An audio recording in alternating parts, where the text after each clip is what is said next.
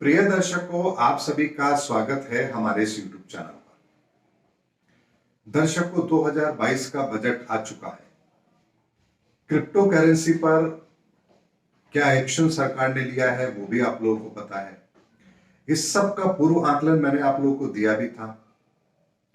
अब बात आती है कि 2022 से लेकर के आने वाले वर्षों में शेयर मार्केट की स्थिति क्या रहेगी, यानी 2022 का साल, 2023 और 2024 ये किस तरह का सिनेरियो क्रिएट कर रहा है।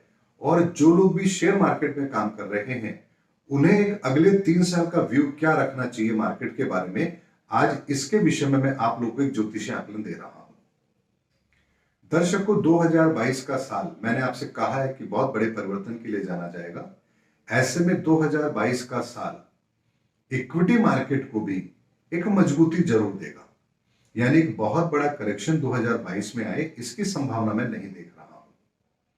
लेकिन 2022 के एंड होते होते इस मार्केट में करेक्शन आए और ये मार्केट स्टेबल हो जाए इसकी संभावना मैं जरूर देख रहा हूं, क्योंकि 2023 और 2024 के मध्य में लोकसभा चुनाव भी होंगे, यानी 2023 का साल बीच में है, 2024 के मध्य में मई के अंदर लोकसभा चुनाव है। उससे एक साल पहले ही मार्केट अपना रुख पूरी तरह से बदल लेता है। ऐसे में जो हमने 2017 के बाद से लेकर के 2019 तक और 2019 के बाद से लेकर 2022 तक का सिनेरियो देखा है, उसमें अब यह निश्चित लग रहा है कि 2022 का साल मार्केट अपने आप को होल्ड करेगा। 2023 में प्रॉफिट बुकिंग आएगी, उसके बाद मार्केट स्टेबल रहेगा और 2024 के लोकसभा चुनाव तक यह मार्केट अपने आप को वहीं रखेगा। और 2024 के लोकसभा चुनाव के पश्चात, उनके परिणामों के पश्चात यह मार्केट, इक्विटी मार्केट एक नई दिशा लेगा। ऐसा आकलन ये मेरा ज्योतिष के आधार पर भी और अपने अनुभव के आधार पर भी, चूंकि मैं स्टॉक मार्केट से बहुत लंबे समय से जुड़ा हुआ हूं, इसलिए अपने अनुभव के आधार पर भी मैं आपको ये बात कह रहा हूं। ऐसे में एक बहुत बड़ा करेक्शन इक्विटी मार्केट के अंदर नियर 2-4-6 महीनों के अंदर आए इसकी संभावना नहीं लगती है। 2022 के एंड तक प्रॉफिट बुकिंग आएगी, 2023 स्टेबल रहेगा, एक सीमित दायरे में बाजार चलेगा और फिर 2024 के लोकसभा चुनाव के बाद बाजार नई दिशा तय करेगा।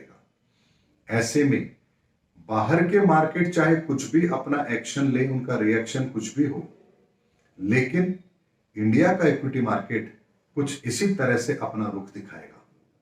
क्योंकि जब भी लोकसभा चुनाव होते हैं, भारत सरकार के नए गठन की तैयारियां शुरू होती है, उससे 1 वर्ष पहले ही मार्केट अपना रुख निर्धारित कर लेता है। उस पूरे कालखंड के, उस पूरी सरकार के अंदर जो उन्होंने व्यवस्थाएं की हैं उसकी प्रॉफिट बुकिंग वो करते हैं और फिर तैयारी करते हैं अगली सरकार के गठन के बाद उनको क्या एक्शन लेना है।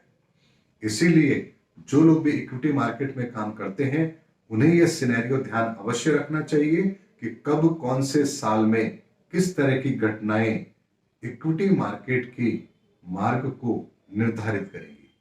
अब इस बीच में बहुत सारी इंटरनेशनल घटनाएं भी होंगी, बहुत सारी फाइनेंशियल घटनाएं भी होंगी, बहुत सारी राजनीतिक घटनाएं भी होंगी। उसके आधार पर भी बाजार अप एंड डाउन जरूर होगा। लेकिन ओवरऑल जब हम बात करते हैं, एक दिशा की बात करते हैं बाजार की, तो वो कुछ हद तक इसी तरह की रहने वाली है। ऐसे में लॉन्ग टर्म विजन के आधार पर यदि आप एसआईपी कर रहे हैं तो आप कंटिन्यू बने रहिए। यदि आपने बहुत पहले से इन्वेस्ट किया है और आप एक बहुत अच्छे पोर्टफोलियो को इस समय पर मैनेज कर रहे हैं, तो मिड 2022 के अंदर आपको प्रॉफिट बुकिंग करनी चाहिए। और 2022 के बाद में इंट्राडे ट्रेडिंग करने वालों के लिए बाजार बहुत अच्छा रहेगा। यानी ट्रेडर के लिए 2023 का साल बहुत अच्छा रहने वाला है, क्योंकि ना तो अप्रत्याशित मंदी आने वाली है और न अप्रत्याशित तेजी आने वाली है। ऐसे में ट्रेडर को दोनों तरह से फायदा मिलेगा, हेजर्स को दोनों तरफ से फायदा मिलेगा। जो लोग कॉल पुट राइटिंग करते हैं उन लोगों को भी फायदा मिलेगा, क्योंकि प्रीमियम बहुत तेजी से श्रिंक होगा। ऐसे में 2023 का साल ट्रेडर्स के लिए एक अच्छा समय साबित होगा। और 2024 के साल की अगर हम बात करें तो लोकसभा चुनाव के परिणाम तक मार्केट स्टेबल रहेगा और उसके पश्चात नई सरकार के गठन के साथ ही ये मार्केट अपनी दिशा और दशा तय करेगा। दर्शकों, मैंने आपको 3 साल का एक टाइम होरिजन ध्यान में रखते हुए एस्ट्रोलॉजिकल और अपने अनुभव के आधार पर हर चीज को कैलकुलेट करते हुए बिल्कुल साधारण शब्दों में जो आपको बहुत आसानी से समझ आ जाए, इस संदर्भ में मैंने आपको एक डिटेल फोरकास्ट दिया है।